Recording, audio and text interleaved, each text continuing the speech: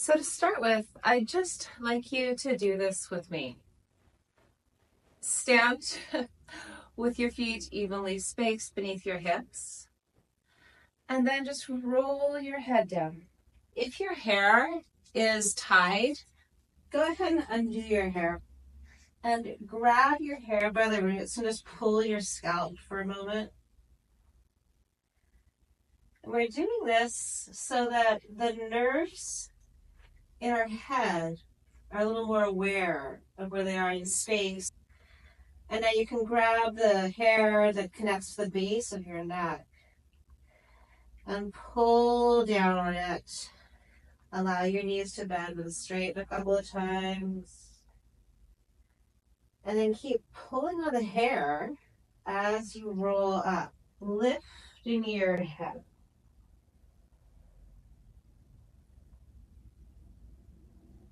Take your time if you need, and especially as you roll your head back up onto your neck, let your shoulders drop down. Let the skull come up. Let a breath emerge through your chest. And as you release, let that be an easy, graceful sequencing.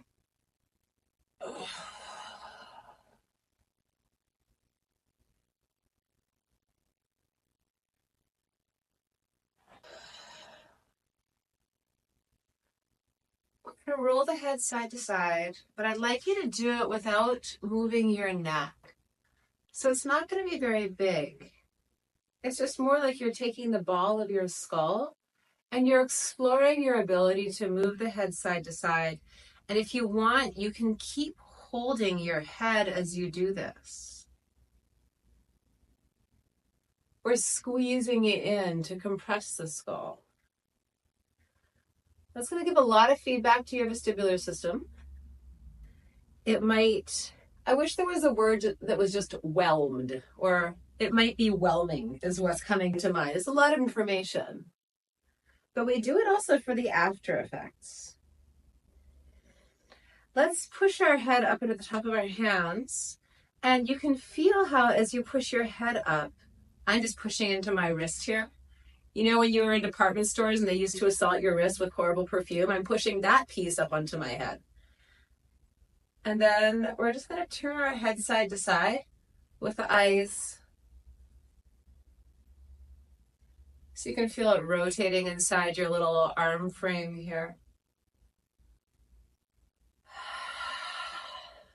And then let's grab the skull again, the scalp again.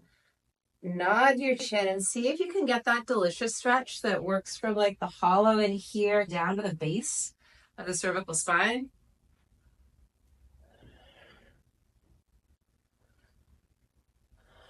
And take a moment just to massage your scalp and free all those facial muscles. And then, when you're ready, we will roll back down into the forward bend. Cueing from the head, some kind of cousin at Niagara Falls. As your head finds gravity, let your elbows relax so they too help you as you gently cascade your spine down. Breathe in any areas that feel rocky or tenuous. We're just magnifying the experience.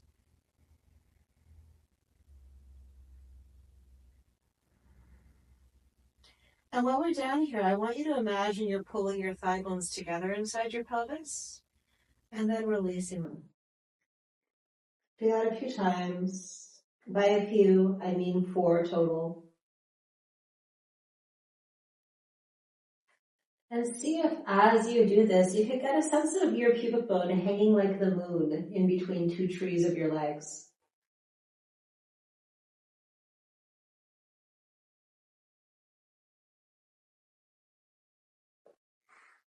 And then slow rolling back up, assisted by the pulling of your hands.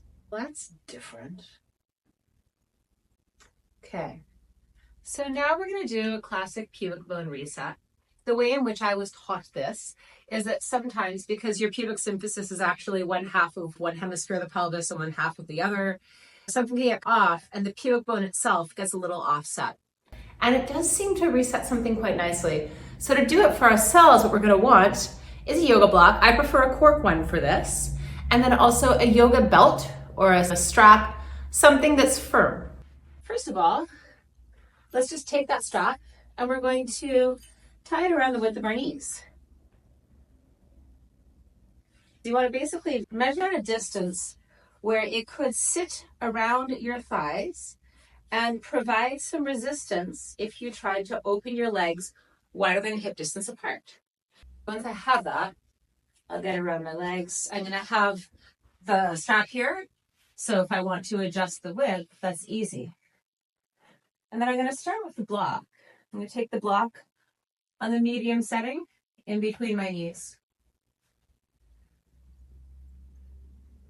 And once you have this set up, note it's a version of constructive rest, right? Your legs are supported, the knees are bent, the spine can just be long, the legs aren't pulling the spine into extension. But there's no way the knees could fall in or out in the other direction. So take a moment to breathe and enjoy that sensation of grounded support that's coming into your pelvis.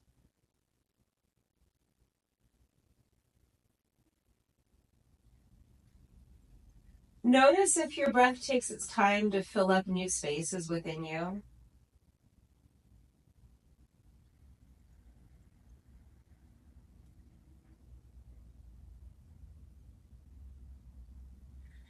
And then 3 times we are going to try to crush this block like we could extract juice from it. So go ahead and start to squeeze your legs into the block. And as you do that, notice how it's firmly setting your sacrum and your hip bones on the floor. Hold it for, I don't know, like 10 seconds. Think about your thigh bones settling into your pelvis, putting pressure on the sides of the hips, and then just release.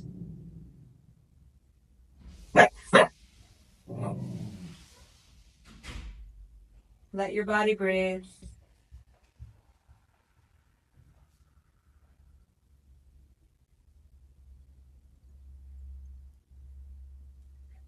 Inhale, and on the next exhale, we'll do the second squeeze.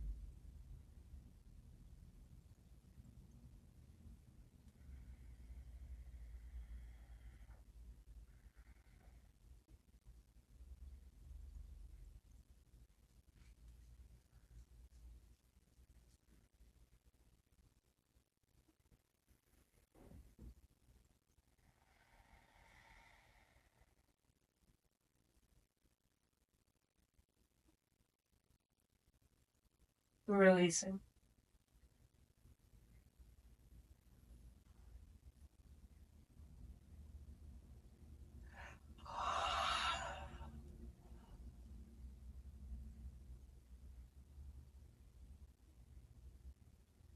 Third time.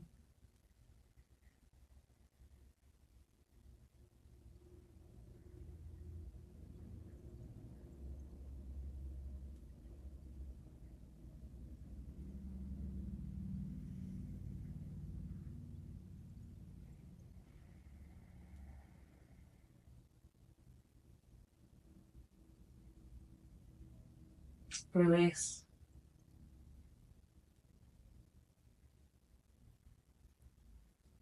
Notice how the landscape, that proprioceptive terrain of your pelvis has probably changed. The hills inside look different. Maybe it's a different season inside the desert terrain of your pelvis. I don't know. For me, I think it's springtime.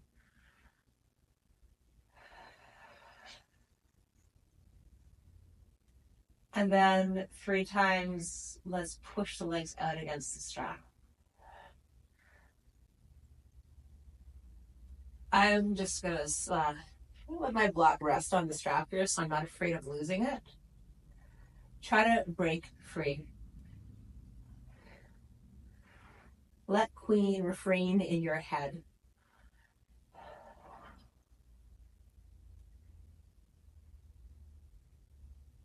And then release.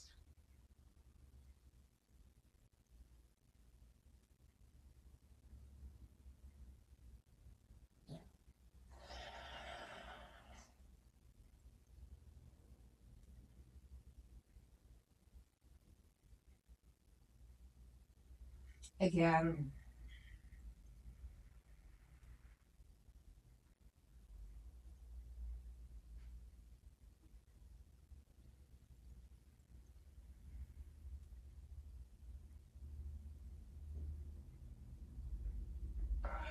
Release.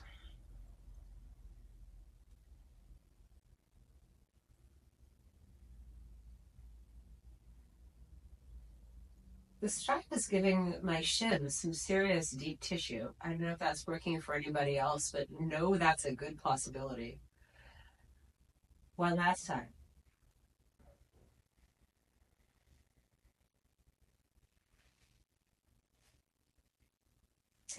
And notice how much potential this has to just decompress the entire lower lumbar spine. Breathe into all the space you're making.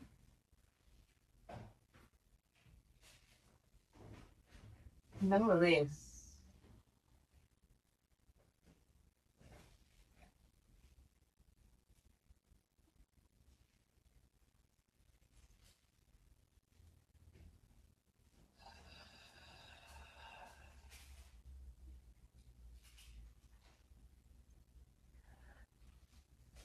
Let's do something else with the same kind of setup. We'll take the straps, we'll use them for our arms, I think, and we'll take the block and we'll just place it on the medium setting between our feet and our ankles and our toes. Take the straps, pin them up a little bit so that if you fit your arms inside, you have something you can push against. Stretch your arms up.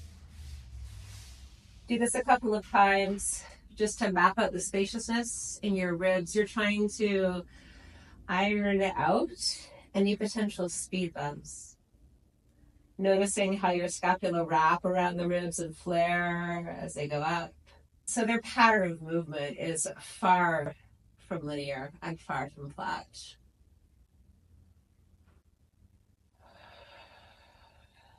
Keep them up at a comfortable distance. Nod your head up and down. And just note that along with moving at C2, we're also increasing proprioception in the back of the head. Turn your head a little side to side so it knows more where it is. And then come back to center, pull your chin lightly into your throat. Drag the block into your tailbone for a second so you connect your hamstrings. And then 4 times, we're just going to straighten legs as much as we can, pushing the arms away and up. Looking for deep stretches we can create around our spine. And then bend the knees, allow the arms to respond. 3 more times. I'm going to play with my arm placement here. And you can also give it a little wiggle to go side to side if you want. You're trying to get some deep core stretches that accentuate the connection your arms and legs have with your core.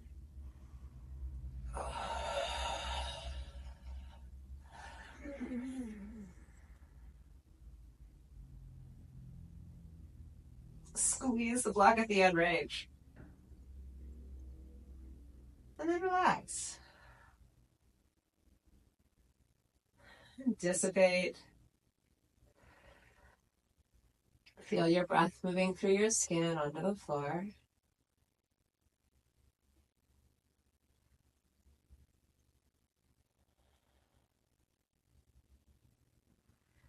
And then I think we'll move on to the galets.